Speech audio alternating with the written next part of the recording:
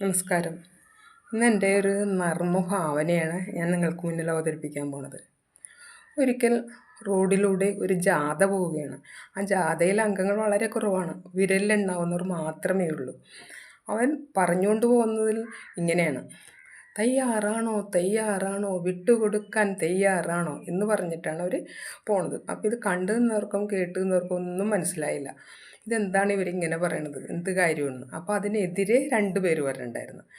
അവരും ചോദിക്കേണ്ടത്, നിങ്ങൾ എന്താണ് ഈ പറയണത്, എന്ത് വിട്ടുകൊടുക്കണ കാര്യമെന്ന് പറയണേന്ന് ചോദിച്ചിട്ടും അപ്പോഴും അവരതിന് മറുപടി പറയാതെ തയ്യാറാണോ തയ്യാറാണോ വിട്ടുകൊടുക്കാൻ തയ്യാറാണോ എന്ന് പറഞ്ഞിട്ടാണ് അവർ പോണത്. ആ ജാഥ കടന്നുപോയി.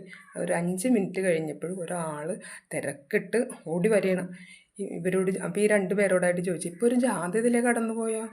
അതേ ജാഥ അങ്ങോട്ട് പോയി, ഞാൻ അതിലേ പങ്കെടുക്കാൻ പോണതാണ്. അപ്പോൾ അവർ ആ ജാഥക്കാരിങ്ങനെയല്ല പറയണത്, തയ്യാറാണോ തയ്യാറാണോ വിട്ടുകൊടുക്കാൻ തയ്യാറാണോ എന്നാണല്ലോ ചോദിക്കുന്നത്.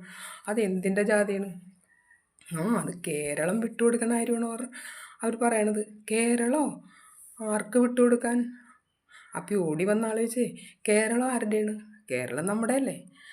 ഇപ്പം നമ്മുടെയാണ്, പണ്ട് ആരുടെയാണെന്ന് കരുതിയാണ്ടിരിക്കുന്നത്. അതെ, അതിൻ്റെ അവകാശി പരശുരാമനാണ്. അപ്പോൾ പരശുരാമൻ അവകാശപ്പെട്ടതല്ലേ കേരളം? പരശുരാമനൊക്കെ മരിച്ചു വിട്ട് ഇത്ര കാലങ്ങളായി, പക്ഷെ പരശുരാമനും അവകാശിയുണ്ട്. അപ്പോൾ അവർക്ക് കൊടുക്കണ്ടേ? അപ്പോൾ പരശുരാമൻ്റെ അവകാശിക്കിപ്പോൾ ഒരു തീവണ്ടി കൊടുത്ത് ഒതുക്കാനുള്ള ശ്രമത്തിലിരിക്കുകയാണ്. തീവണ്ടി കൊടുത്തേക്കാണ്. തീവണ്ടി? ഏത് തീവണ്ടി? ജയന്തി ജനതയെ. അങ്ങനെ ഞങ്ങൾ സമ്മതിക്കൂല. അതിനു വേണ്ടിയാണ് ഈ സമരം കേരളം വിട്ട് കിട്ടാൻ. അപ്പോൾ ഈ ജാഥയിൽ ചേർന്നാൽ എന്തെങ്കിലും കിട്ടിയാൽ എനിക്കും അതുകൊണ്ട് ഗുണമുണ്ട്. അതാണ് ഞാൻ പോണത്. എന്നാൽ പോട്ടെ കേട്ടാ എന്ന് പറഞ്ഞാൽ അയാൾ ഓടി. അപ്പോൾ ഈ കേട്ട് നിന്ന 2 പേരും മൂക്കത്ത് വിരൽ വെച്ച് അവിടെ നിന്നുപോയി.